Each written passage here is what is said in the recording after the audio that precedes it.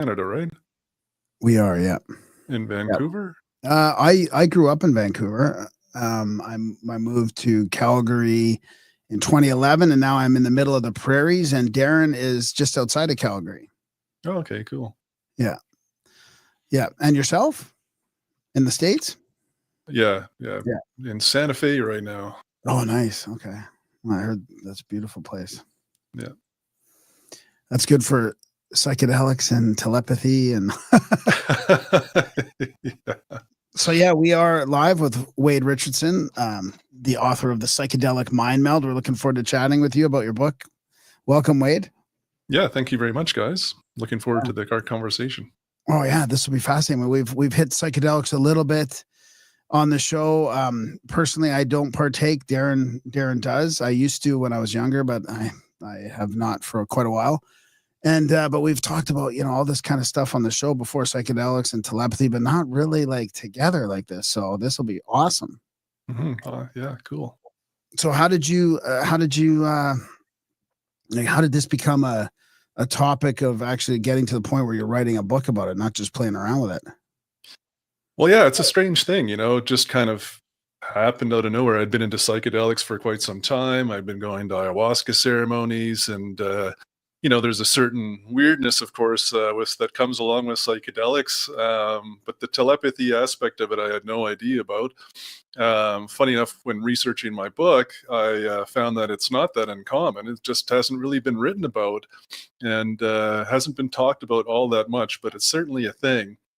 And if we step back in time, the first experience of really dropping in was I was in an ayahuasca ceremony in Mexico. I was with a friend of mine, and we were into our third night, and not much was happening for me. I was a bit disappointed, and it was one of those kind of neat synchronicities where we were going to this place in Mexico to do some sporting stuff, and my friend had an interest in doing ayahuasca. And, he was struggling with some addiction issues, and this was kind of a neat opportunity for him. And the shaman phoned me up, and she was saying, "Oh yeah, we're doing this ayahuasca ceremony in the jungle near this town." I'm like, "Wow, we're going to be there." So we're in, and so we're into the third night. And yeah, he was really struggling, which is not uncommon for people struggling with addiction issues. And yeah, I was kind of for myself disappointed with my own experience, but then I really started asking, like, why am I there?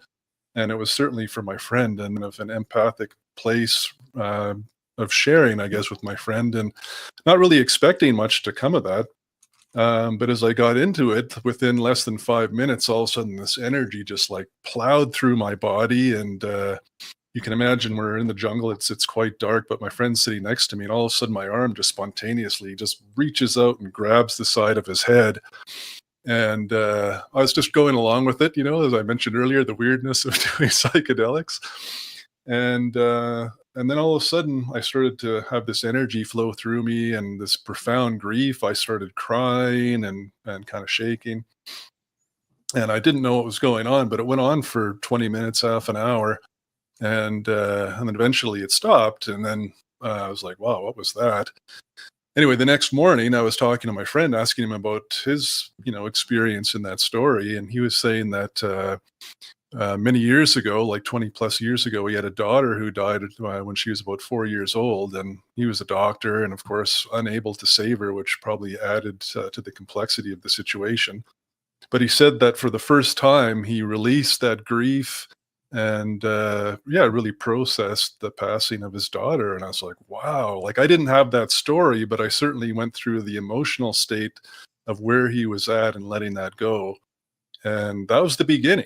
And, there's so many stories that followed after that, but that's where it started.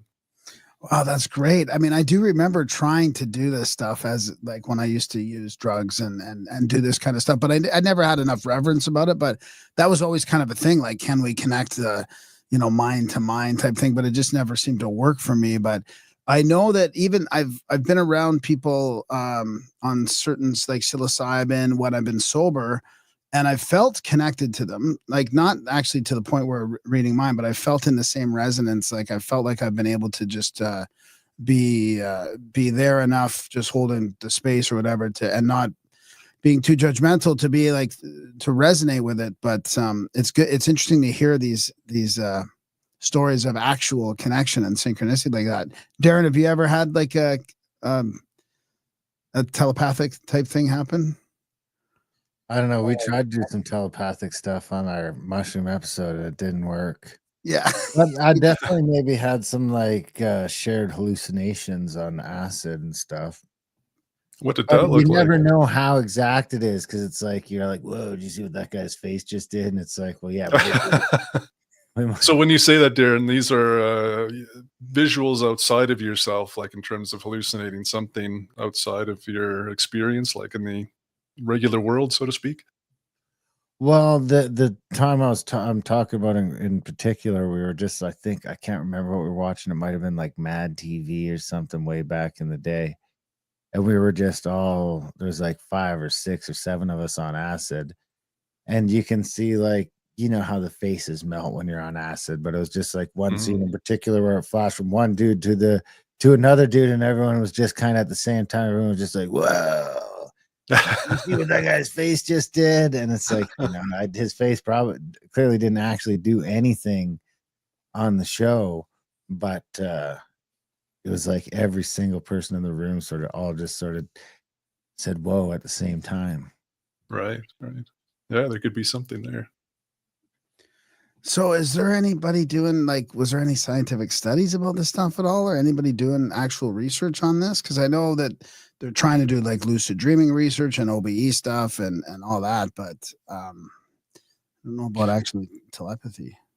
Yeah, there was a little bit of stuff, like Krippner back in the 60s was playing around a little bit, and there was definitely some shared experience there.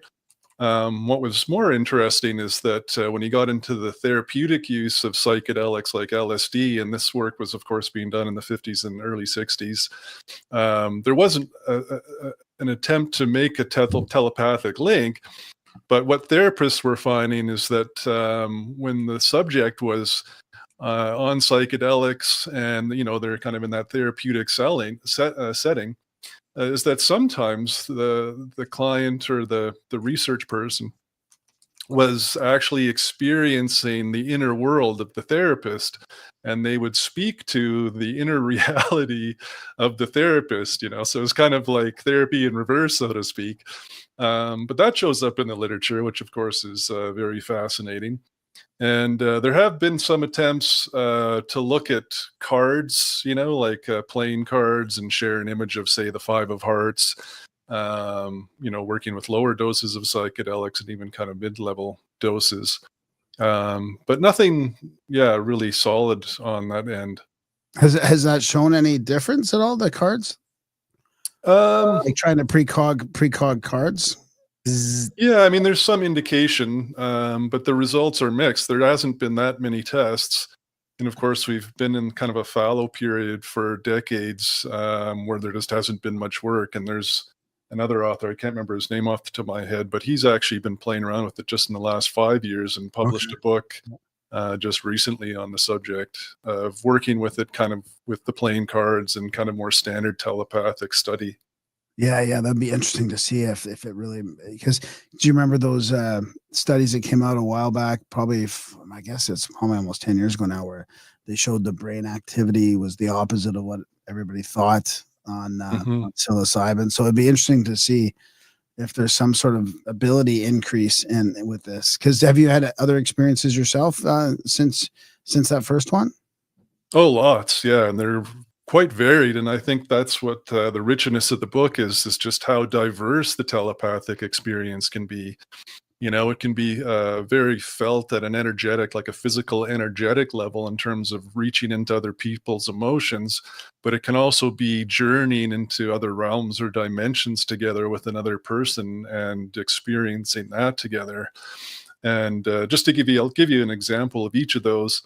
I was working with a woman, and we'd done a few sessions together, and she was quite a natural at doing this work. And at one point we're dropping in, it was fairly early in the session, like maybe half an hour in, and all of a sudden I just started reaching into her experience, and I could reach into and feel and intuit this thing of, some resentment towards her husband.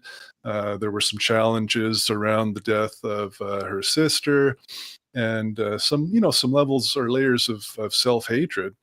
And what was most fascinating about that, so that's coming through for me, but at the same time, she is understanding and kind of intuiting that I'm actually reading all of that. And then there's this kind of stepping back and kind of an embarrassment. And of course, all of this is happening without us saying a word to each other, literally.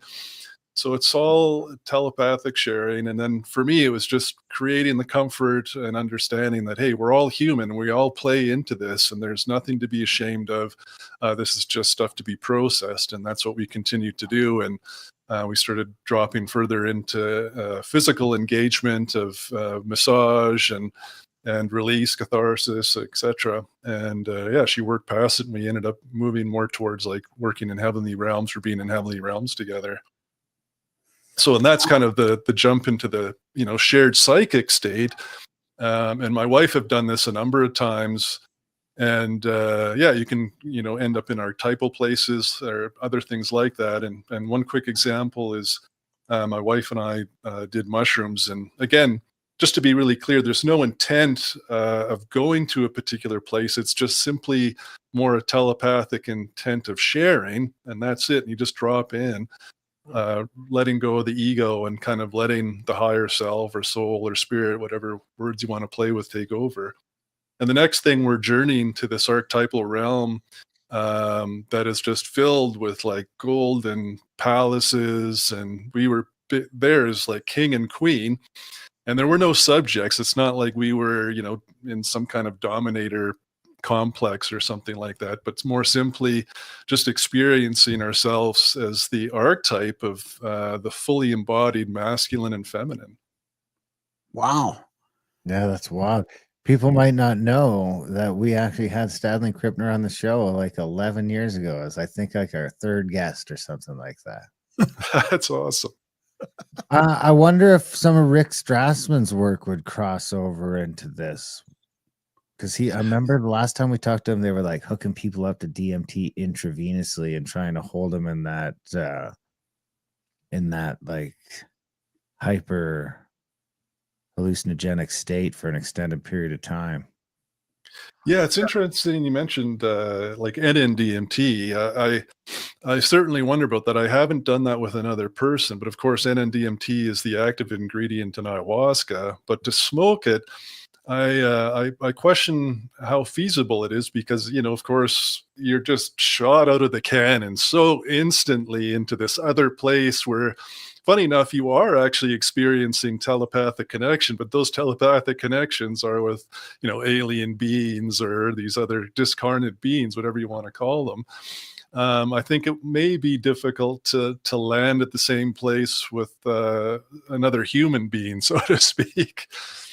I've seen guys smoke that DMT and like an hour later they physically look like a different person because, like wrinkles have dissipated in their face or whatever. I don't know what's happened, but to the point where I've like gone back to work because it'll be like a semi-colleague and I'll go back to site like the next week after having a DMT experience with the guy on the weekend. And buddy's like, what did you do to John, man? Because that dude looks different. He's like something's changed in him, and it's just like I don't know. I bet you John don't even know. It's just a weird thing that just sort of happens or self-adjusts while you're in there. There seems to be something going on when nothing seems to be going on. Yeah, well, it's interesting because you mentioned DMT, and certainly working with 5-MeO DMT, which I have done, you can definitely share psychedelic space with that. And I think Martin Ball, he's out of Oregon. I don't know if you've heard of him, but he's probably the best person to connect to in terms of someone who's done a lot of writing on the subject of working with 5-MeO DMT with two people. And the connections are infinite. They tend to be very physical and clearing of blockages in the body. I mention it briefly in the book, but I definitely refer people to to Martin's work because he's written so extensively on the subject, and it tends to drop much more into a non-dual place, where I'm exploring much more the dual experience of subject and object, where there's, generally speaking, a me and another person, and we're working together. And that's not to say that you can't jointly fall into non-dual places, but that's not the primary destination. It's just something that can happen along the way. Darren, weren't you mentioning that it was intravenous, though, the DMT that you're talking about? Is that what he was? My DMT. No, the one that Strassman was. Strassman, I think, was doing intravenous DMT when he was trying to do. We're having him on, I think, in like a week or two. So I'm interested. Yeah, and that's the NN-DMT, just for clarity. Oh, yeah, okay. Yeah, it's a different thing. But at that time, I think that's what the last time. Now he's like really. At that time, I'm curious to see where he's at this time. But at that time, he was really sort of, I mean, as tends to happen, but getting really into that spirit, more and more into the spiritual, it seemed like, and still in the science, obviously, but it seems like the people that get into this work inevitably start, because I think the last one was, what was the last one called? The last book, but it was almost starting to have more and more religious connotations. Yeah, he did a book that looked at the Hebrew scripture and was kind of making a comparison between the Israelites and their visionary experiences and those of the people he was working with intravenously taking NN-DMT. Oh, I see. Okay, right. I remember that now. Yeah, there's some pretty neat comparisons. I think he was a little unfair to the people taking DMT, though, because of course he was looking at it from a cultural perspective in terms of how the Israelites create this really solid religion, and there's a lot of substance there, whereas of course people just taking DMT in a lab, or more generally in our society where it's still illegal, it's not like everybody's getting together and kind of thinking about, well, how do we best integrate this, and what do all these experiences mean, and how should that drive us as a collective or community? Yeah. That may come, but not yet. Yeah. Do you find any, or Darren, do you have any more questions? Well, I would just add to that, who knows how long it took. We don't have a society where we can really evolve these psychedelic practices. We don't know how long those Israelites might have had to play around before they got to that. Well, yeah, I completely agree. I mean, theoretically, they were at it for thousands of years, right? And we're just kind of starting. Without a taboo. Yeah. Yeah, we haven't even legalized the stuff yet. Yeah. So you could see how it could get to that same point. It just, you can't, not in this current environment. Was that the same is that the same language that Randall talks about, where there represents all the characters represent numbers and sounds as well? What? The Hebrew, is that the Hebrew? The Hebrew language? The one that Randall talks about, where every one is like a sound and it has a number associated with it, and and the letter. Maybe. Yeah, I'm not sure. You lost me. Randall would know. Well, okay. Do the Israelites use the Hebrew language, I guess, is the main question. Yeah. Yeah. So it would be the same one. I mean, that's fascinating about it. Mm-hmm. Yeah. So what are some, like, is there some differences between, like, do you have any favorites? Like, what if people want to make this connection together, let's say like just a couple want to make a telepathic connection, what would you recommend? Or is the first big thing of different way, different abilities through different types of psychedelics?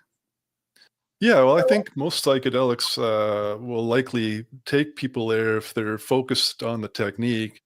And I think one of the biggest things, well, there's a couple of really big things. And one is finding the right person, right? So you really have to find someone you can trust, because you're basically making yourself completely naked at the emotional level, at every level. Your complete biography can surface. And so you have to be prepared for that. The other person has to be prepared for that. And that, of course, demands a high level of trust. There can also be a lot of physical engagement where the body starts spontaneously moving blockages in the body. So there has to be a lot of comfort in terms of physical touch. And, I talk about a lot of this in detail in the book, but these are really critical parts, and I talk a lot about sexuality because we're seeing in the psychedelic world, unfortunately, sexual abuse, unfortunately shows up all over the place, but we're seeing it more and more in the psychedelic world. And for that reason, I talk quite a lot about sexuality because inevitably sexual energy arises, and it might be fleeting, as in seconds, but it may also be around for a few minutes. And I talk about that in terms of the need to observe it and let it pass and not act on it. And when engaging this way, just basically agreeing up front that there won't be any sexual engagement. The primary purpose is to connect at a very deep telepathic level, and not to go beyond that. If people want to work with psychedelics sexually, then that's another thing, and that can be awesome too. But separating the two out. So that's kind of a starting point. And then in terms of techniques, it basically is lying on a bed together, which obviously and automatically is very intimate, lying side by side, clothed, of course, but holding hands. And then really, working with the power of thought form and intent, that there's going to be a telepathic connection. And, there's various techniques that people can use. But a really good one is just how I jumped into it at the beginning. Like I mentioned, that hard opening meditation when I was in Mexico with my friend, and that's certainly a common way to enter these states. And then you can also get a little bit more detailed and focusing on the heart, focusing on it expanding, and that can be expanding down your arm, feeling into the other person's hand, and then up through their hand into their heart. And it sounds kind of simple, and maybe a bit foreign, but when you're in the psychedelic space, it is very profound, and it is very meaningful and does work. And that's not to say it will work for everybody, because a key to this is that both people need to relax their ego, and certainly the typical surrender that's often described when working with psychedelics, because it's something beyond the ego that is actually engaging in that telepathic space. Is there anything people should be doing prior to taking the psychedelics?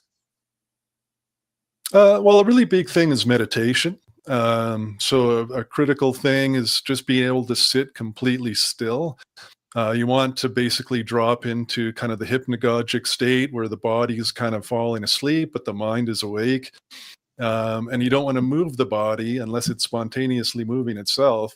And a critical thing there is that as soon as, like, oh, I have an itch and I go to itch it, it's basically taking away from the inner process and inner experience of sharing. So, someone has to be capable of lying completely still, ideally for an hour. This is where, like Vipassana styled meditation of that complete stillness and being comfortable with being in that space, especially as, maybe shadow content start to come up, and not rolling over, because that's an obvious example of like, oh, I feel uncomfortable, I'm going to just roll over, and that's a distraction. So again, the meditation practice up front really helps with the psychedelic mind meld. What about breath work? Yeah, breath work is really good too. Obviously, it's a type of form of meditation, and it can be very centering. So in terms of dropping in at the beginning, focusing on the breath, and just, becoming really comfortable within the body. Again, not moving, but just focusing on the breath is a really good way to start. And then later on, let's say you've been working with the mind meld for some time and the psychedelic is now starting to wear off. A good way of jumping back into the experience is to work with holotropic breath work, which of course Stanislav Grof and his wife developed, I don't know, maybe 30 years ago or something. And that's just to basically accelerate the breath very purposefully. And it's kind of like a yogic form of breathing, Kapalabhati. and yeah, just work with that for half an hour, or maybe longer. When you're working with it with the psychedelics, it accelerates everything. Because normally when doing holotropic breathwork sessions, they tend to be 3 to 4 hours of just breathing without psychedelics. What about dose? Sorry, which? Dose? Oh, dose. Yeah. So we're definitely working with high dose. And this is the thing, of course, in terms of engaging with this, is that when working with someone else, people should have some experience working with psychedelics and be familiar with those, because we're working with high dose, not low or moderate doses. We're working with high dose. So, the challenge with kind of being overly prescriptive is that, if we're talking about mushrooms, some mushrooms are stronger than others. And that's kind of complicated. And then, of course, do we actually know how much psilocybin is in any given mushroom or measurement weight? But typically we'll just as a ballpark figure, the 5 gram range, we'll say, plus or minus. The heroic dose range, yeah. Yeah. Or just below the heroic dose, because I've done some heroic work myself, and sometimes you can feel like you're tied behind a horse and being dragged across the countryside, and you're just completely lost. What about, is it ever more than 2 people, like a big mind meld group? Well, yeah, certainly that's a possibility, but I think, for myself, I've avoided that because of the complexity. And, I actually stopped going to ayahuasca ceremonies because I was starting to drop into too many people's experiences, and it started becoming confusing. And it was just too much chaos in the experience. So my preference is to work one-on-one, because when you introduce another person, like when you have 3 people there, now you're exponentially growing the complexity, because it's not just me and my primary person I'm working with. It's me and the 2 people, and then I also have to navigate the relationship that those other 2 people are sharing between themselves. So you can imagine, okay, that's 3. Now you add 4, 5, 6, and exponentially, there's just so many different relationships playing out at one time. It just becomes so complex that I think it's easy to get lost. And things, I think, it just becomes easier for things to go sideways. That totally makes sense. Yeah, I can see that.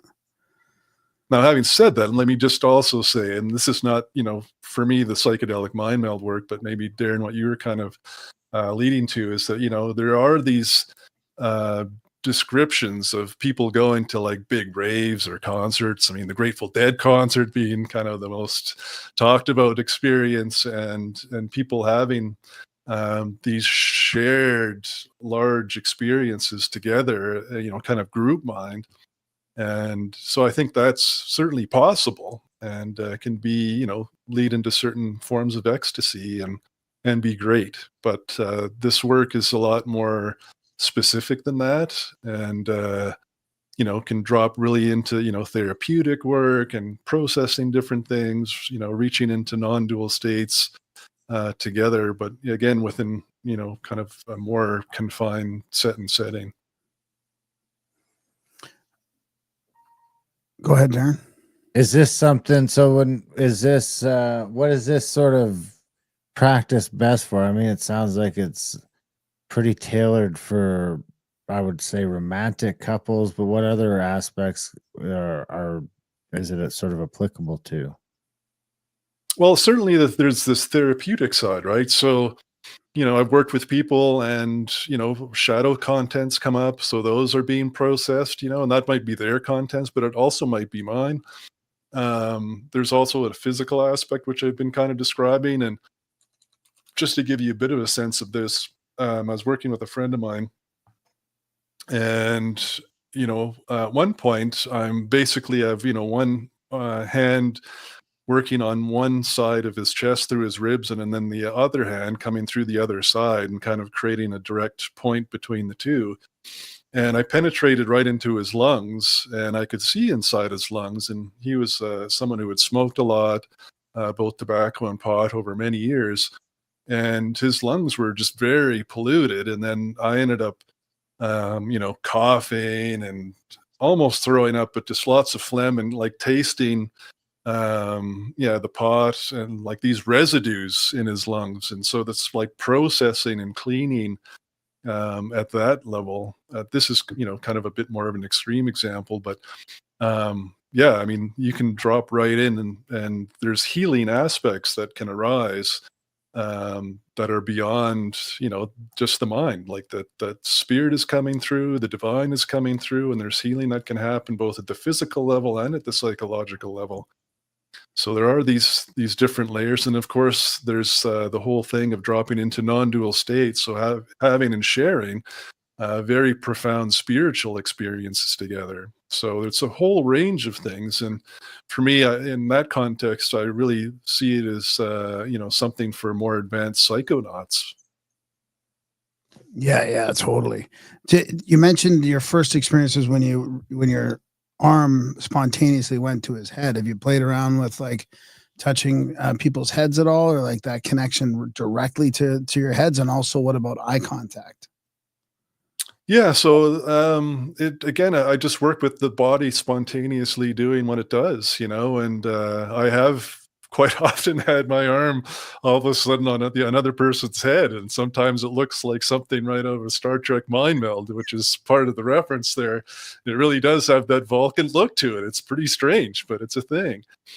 And it's pretty rare though that there's eye to eye contact. It does happen once in a while, but more often than not, the journey is, so profound. I mean, you're moving around a lot if you're engaged in the physical stuff, and if you're, moving through other dimensions and stuff, you're of course lying still, and it's an inner journey. So yeah.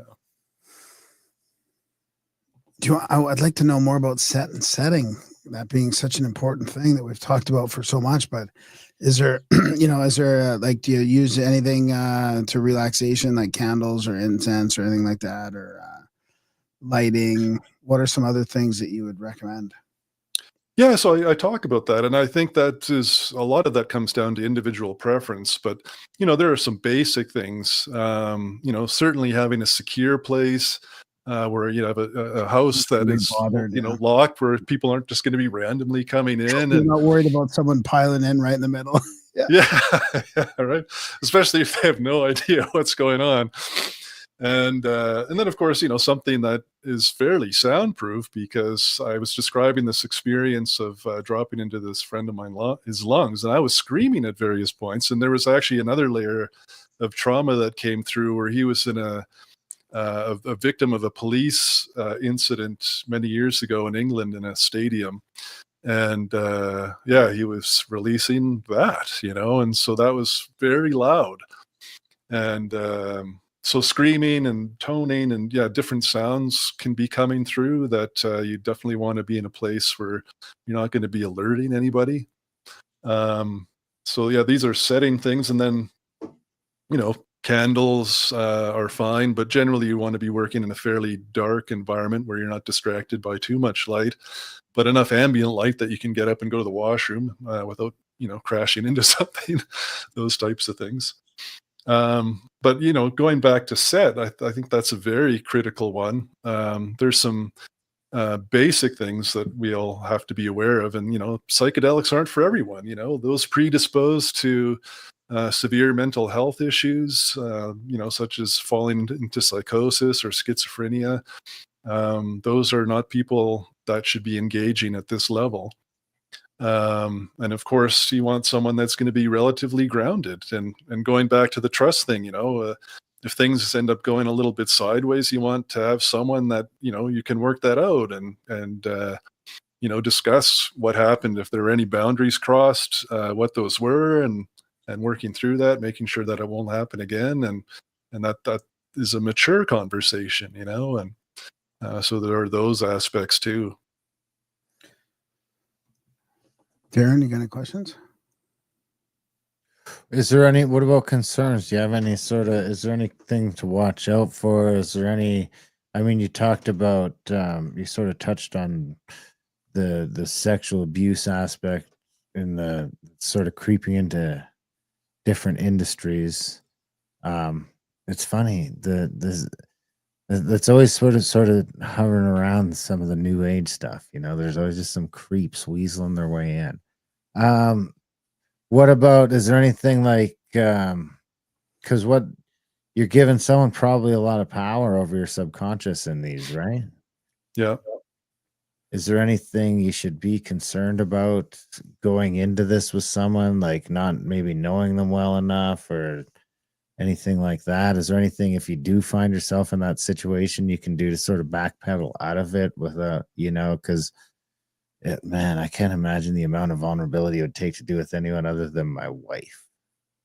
Yeah, right. And so that again comes back to the key around trust. So you definitely want to have a sense of who you're working with.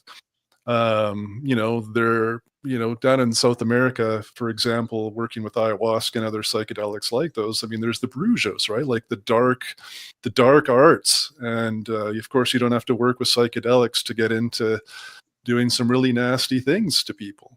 So you don't want to have someone that's going to be trying to play games or manipulate your subconscious, or manipulate you in any way while you're in that space, right? So trust is a major piece when engaging, and something again to be on the lookout for. So again, if you're going to be burying yourself and all of yourself potentially to the other person, you want to make sure that they can work with that, and of course that you can work with that. I mean, this is a two-way thing, right? It's co-creation, and so the engagement, you're all in, and so who are you going to be all in with, and being very clear on making sure that you're with a responsible person and a mature person.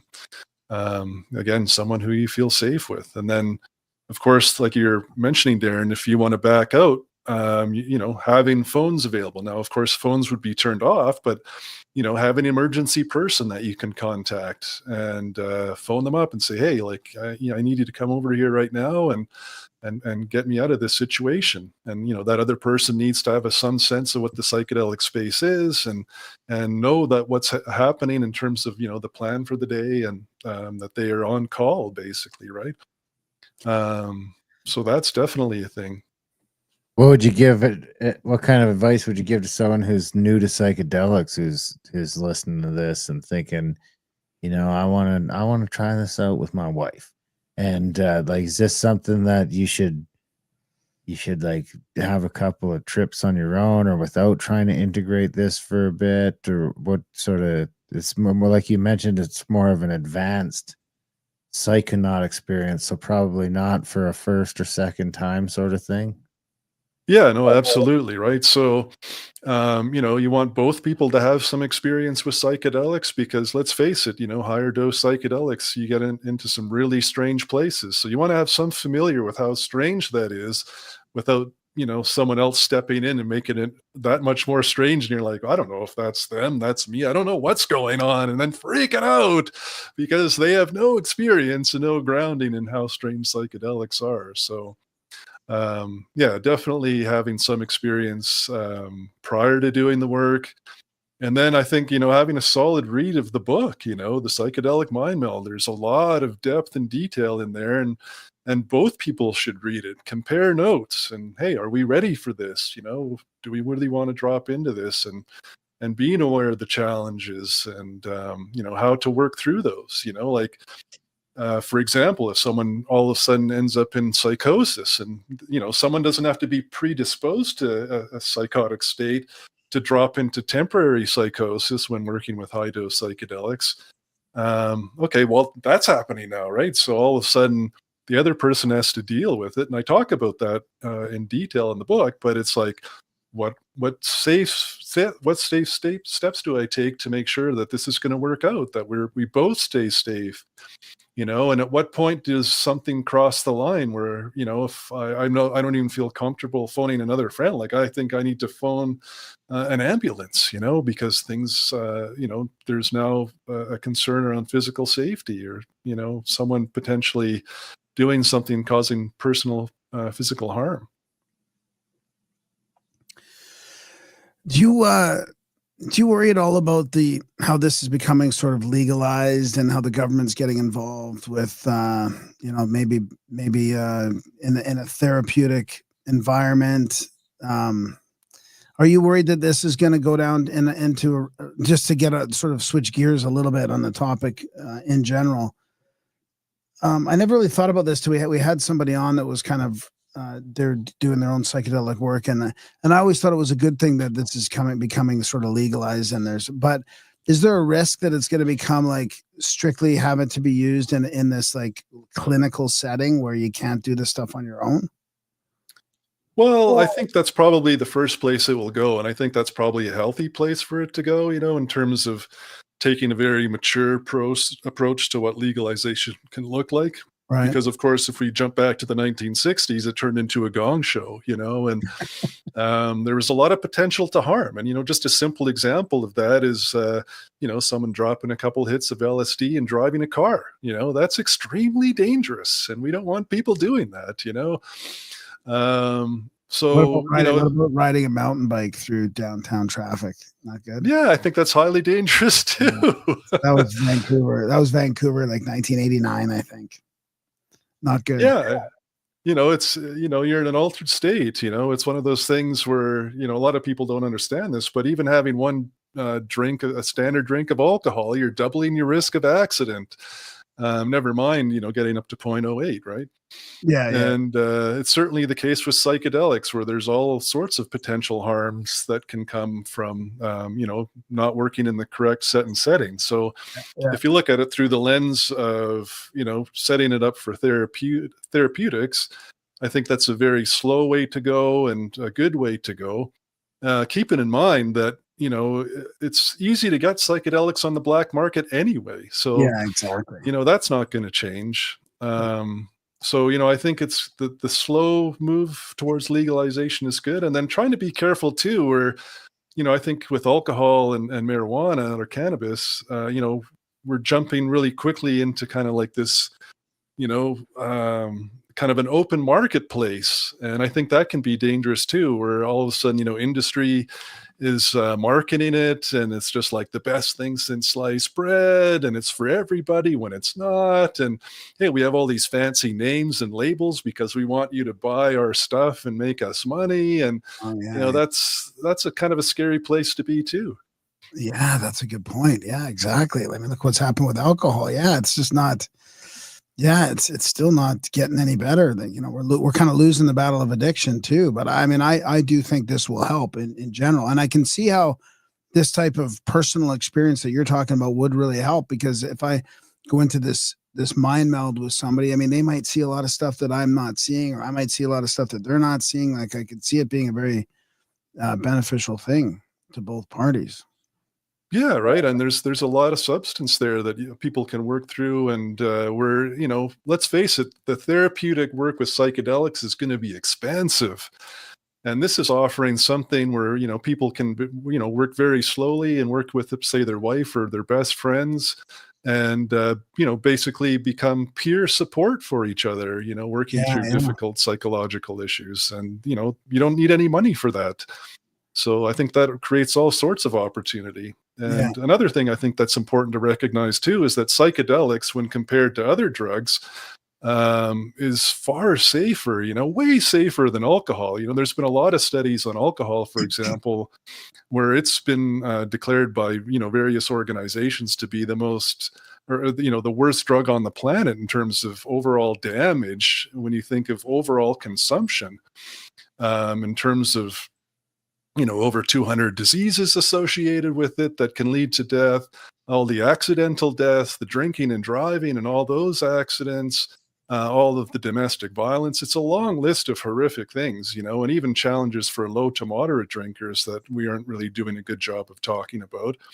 And then, if you compare psychedelics to that, they're far more safer, and they actually have some therapeutic value, which I don't think we can say of alcohol. Right. And even hard drug, comparing it to hard drugs. I mean, I do think it's worth separating it out a little bit and saying that like this batch, I mean, I remember we had a guest on that was really articulated this whole thing that like these drugs are, you could say they're good drugs and these drugs are bad drugs. I mean, they're not as addictive as, coke and heroin and all these hard drugs either. Yeah, exactly right. I would actually say that the classic psychedelics are not addictive, No, right? I mean, no. there's some on the But borderline, MDMA and ketamine, which are yeah, therapeutic and can be used that way, but they also have some degree of risk, even though that risk is much less than the hard drugs you mentioned or alcohol. yeah, exactly. Can you give us sort of a rundown of those psychedelics? Like which ones you would consider the main Yeah, ones these Classics. yeah, days? or the best And ones then to because use for. psilocybin would still seem to be the only one that's 100% natural. Is that true? No, I mean, there's like peyote, like Oh mescaline, yeah, that right. Yeah, that can that's certainly be yeah. used. Ayahuasca is all plant based. And a lot of people forget that LSD is actually or has its origin in a plant fungus. Even though it's highly processed, it does have its origin in plant. Um, yeah, and 5-MeO DMT, of course, has its origin in a toad. Um, but yeah, frankly, I use the synthesized version just because I don't like the idea of putting the extra pressure on the toads, and the results seem to be the same. So Right. What about like the ones like ketamine and stuff like that? Like, do you stay away from the more lab synthesized ones, or like I don't even know what the new ones are these days. It seems like I heard some words I didn't even know last time we had someone on talking about some of the new psychedelics. there's so much out there now, and it's a real combination. The vast majority are still plant based, and I can't remember all the names of them, but there's over 200 plant based psychedelics out there. And then there's, of course, a longer and longer list of these synthesized psychedelics that are showing up out of labs. And I think they have a lot of potential. I certainly, looking at it through more of the classic psychedelic lens, I think there are synthesized psychedelics out there that are not addictive. But things like ketamine, again, there's the other drugs that are kind of on the borderline of being psychedelic that have some psychedelic properties but are not outright psychedelics. And of course, those are the ketamine, MDMA, and others like them. But I also want to throw out there too that there's been a lot of work with cannabis, and there's been stories. There's some stuff in the research where cannabis has telepathic qualities. I haven't experienced that yet myself, but I haven't worked a lot with it. But I think there's a lot of potential there too. But again, that's dropping in and meditating very seriously together, when cannabis tends to be a very recreational drug of just kind of hanging out and having fun.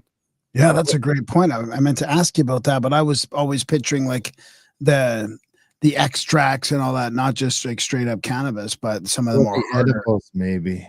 Yeah. The edibles fucking hammer you. It's like a completely different experience. People that smoke all day eat a cookie and they're fucking wigging out. I mean, I It's had true. we had Lord Timmy in the like back. such a tolerance, you could eat like 300 milligrams or whatever and be fine. And it's It's a funny though, completely private experience. We had a dude in the back of at the last event. We had Lord Timmy was rolling in the back of my truck, and he like had one too many gummies in the morning, and it's just like he's just quiet for a while back there, and then like 2 hours later, he's just like, "Whoa, man!" But it's funny, like my wife and I, we a handful of times a year we'll take 2 to 3 milligrams of THC, which by most standards is a very small amount, and we'll meditate on that together, side by side. We haven't had like profound telepathic connections, but it's a beautiful space to be in with a very small amount.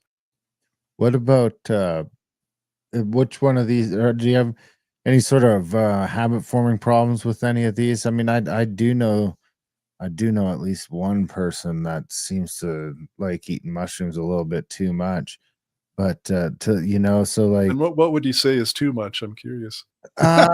like Looking forward to it every weekend. I mean, no, it's no at that the would be time, me. I'm just saying. at the time it was definitely several times a week. Wow.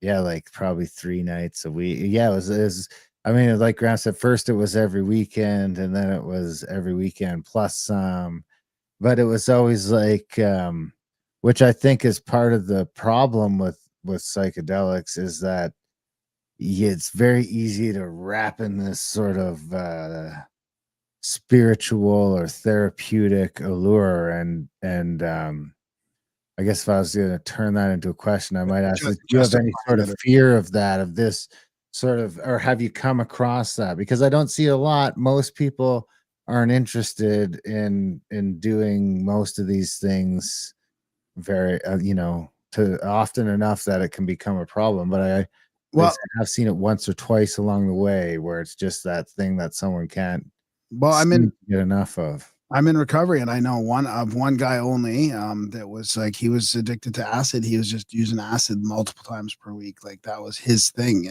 he was just, that was his problem. Pretty rare. Well, I'm curious though, like, so this is a subject I've looked into a lot. And there's physiological addiction. My impression has always been that people aren't physiologically addicted to it. It's one of those things where they can step back, but it's more being addicted to the experience of it. Yeah, totally. And then I found with people, and again, it's very few people that I've encountered this way, similar to yourselves, but there has been a couple people that I've come across who, they took a deep dive and they were doing it regularly, and maybe for 1 or 2 years, and then it just ended, and maybe they'd go back once in a while, but it was just kind of like they really wanted to dive deep into consciousness. It became obsessive, arguably addictive from that experiential point of view. And there was kind of this repeated dropping in. And, like Terence McKenna, I guess, is probably one of the most famous people who just, him with his brother Dennis, and they were like, bang, bang, bang, doing mushrooms day after day after day in the jungle. And then, of course, Dennis ended up in psychosis for a short period of time. I think it was Dennis. It might have been Terence, but Dennis. But yeah, over time, they ended up, taking a very mature view to their use, it seemed. And from the people I've met over the years, it seems to go that way, where it might be kind of a short but very intense relationship. And I know one guy, for example, it was in what state was it? It's one of the central states. Anyway, I met him, and he had been smoking NN-DMT for a couple of years and doing it regularly, and was introducing all his friends to it. And I hadn't done it, and I was kind of excited, but he's, oh man, I don't have any. I was a little disappointed, but he said that, just in the previous few months, he had stopped doing it. And the reason for that was that there was this, alien entity that he met, and the alien said to him, you got to stop, man. Like, you got to, just take a break and integrate this stuff into your life. You've learned so much over the past couple of years, but you're done now. You can come back maybe down the road, but just take a break. And so that's what he was doing. So That's there funny. are these interesting things that come up. I had a similar experience on my second DMT experience. That was like, I can't even remember, the DMT experiences are so fast and intense that it's hard to even know or like verbalize what is happening. But there was like just a brief encounter with something. It was like no words were actually said, but the connotation was that, because I had done it, I hadn't done it, and then I did it like one weekend, and then it was again like 2 or 3 weekends after that. And I definitely got the message from some seeming entity, whether it was from within me or not, that it was time, that it was, what do you do? It was kind of like, what are you doing back here already, man? Yeah, right. So I mean, that's a telepathic exchange right there, and a message coming through, right? So it's great. Yeah, and I did also have some weird. The first time I ever did it, I had some weird stuff with my kids. I remember I was like, as I was coming out of it, I kept asking my buddy about my kids, and he's like, "Your kids are fine," and blah blah blah blah blah. And I come to find out like a week or two later that actual night that I was doing the DMT, they were just staying at a place that they didn't feel super comfortable. Interesting. Yeah. It ended up, staying someplace after a party with their mom or something like that. And but I remember like them talking about it like a couple weeks later, and we just like, you're still sort of got that residual, it lasts for a few. The experience seems to stay, especially with DMT, with me at least. The experience was very like it was right there it felt like you could still reach out and touch it. You couldn't really remember exactly what happened, but there's some part of it that you felt like you could still, it was still there for a few weeks after sort of integrating. And yeah, I just remember finding that out like a week and a half or 2 weeks later and being like, wow, what a weird sort of, probably too much to be a coincidence. It's like that sort of thing. That would be maybe remote viewing or telepathic. Yeah, well, I would say those go together. You know, remote viewing and telepathy are kind of an overlapping and shared phenomenon. Is there anything before we start to wrap up? Is there anything about the book or the research, or man, I had, what else did I have there? Or about like misconceptions about psychedelics that we might have missed? I think we've hit on, yeah, the kind of the really important stuff. I mean, there's so much in the book that we could kind of drop into, and we've hit definitely some of the big highlights, but there's yeah, there's a lot of substance there, right? In terms of, you know, what this is all about, looking at all the different ways that psychedelics can be used, you know, navigating some of the challenges. And yeah, I mean, there can be some pretty strange challenges, right? Like psychological projection, for example. So, you know, there's something going on in me, and I have a certain anger in me, and then all of a sudden, you know, my partner starts to embody that anger, and they become, you know, they start to look scary and might have a demonic look about them or something like that. And yet that's just my own anger being projected onto the other person. So, you know, I drop in and talk a lot about these subtleties in terms of what can arise. And one of the key things, going back to meditative techniques, is taking the you know, what I describe as the bodhisattva view, or a non-dual view, which, when you're sitting in this place with another person, that everything that's arising in the experience is you, because you know, the ultimate reality, as I see it, is it's non-dual. Everything is connected, everything is me. God flows, or the divine flows through everything. And so if whatever I'm experiencing that is the other person, I take the view that that is my experience and that is me.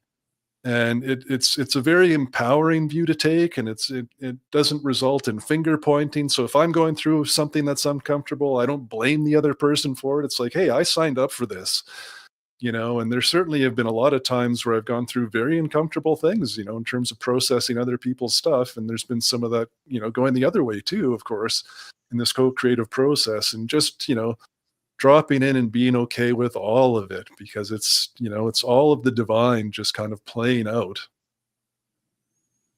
I like that. Yeah, that's good. Yeah. Well said, Wade Richardson. This has been great. Where can people get the book? Where's the best place to get the book? Do you have any websites? I think you said before you didn't have a website. Actually, I think you told us that before we started recording. Do you have any social media or anything like that? Yeah, so I can be found on Facebook. There's also a group page, Psychedelic Mind Meld, also on Facebook. The book is on Amazon, and there's a few other sellers, of course. It's a Simon and Schuster is the distributor. And of course, it's Inner Traditions, or Park Street Press, which is the publisher. So it's pretty easy to find. How long has it been in the making? Well, in terms of the writing and publishing of the book, it's over a couple of years, but you could argue that, you know, it dates back over 15 years when I started psychedelics and started, you know, trying to figure out what all these weird and strange experiences were and what they meant, because that's how far back the reading and research went, without any intent about writing a book, you know. Oh, I think it's really important to highlight this aspect of it. I mean, I really do, because it's a point that people can actually like confirm and corroborate that they're having these experiences, and that's just going to help open up the whole thing for people to understand that we're not just sort of this physical thing, you know, that we can connect in these ways. I really feel like it's important. Yeah, thanks. And that's certainly one of the points of the book, is to validate that which is already happening out there. I mean, you know, you guys are describing some of your telepath experiences, and I think if we dove even deeper, we'd probably find even more, you know, like just simple stuff of you know, picking up the phone to phone a friend, and they're like, oh yeah, I was thinking of you too, you know, like just simple stuff like that. That's all play of telepathy. Yeah. And so, yeah, it's really about validating what's out there and encouraging people to go much deeper and sharing the porosity that we are and the oneness that we are. Oh, I love it. Awesome. It comes out what, Tuesday, Monday, Tuesday? The 10th, December 10th. It's December 10th. Well, The big release. Wade, All right. this has been great. We appreciate you coming on the show and answering some questions for us. This has been great. They sent me the book, so I have it upstairs. I meant to bring it down so I could show it to the camera, but Yeah, this will probably come out on the 9th, I think. So a good it'll timing. almost come out right on release day. Yeah, it'll be the release eve. Yeah, well, Darren Graham, I really appreciate you inviting me to the show. It's been a fun conversation for me, and it's a great way to connect. Thank you. Awesome. Thanks, Wade. All right, Take Wade, care. have a great night. Okay, you too. Take care. And that was a chat with Wade Richardson, the psychedelic mind meld. What do you think? I didn't, Yeah, the that was- fucking thing. That was fun. Yeah, I like it. I could do it. Even after I messed up my fingers, I could still do Yeah, that. it kind of makes me want your fingers are in a permanent like Star Trek thing now. No, No, they're that's just, not this one's Star Trek, angles. that's like Mork from Mork. So I mean, yeah, it kind of makes me want to try this. Oh boy! Try the mind meld. Next thing you know, you'll be looking like Nicky the Dude, dancing around, cack in your robe.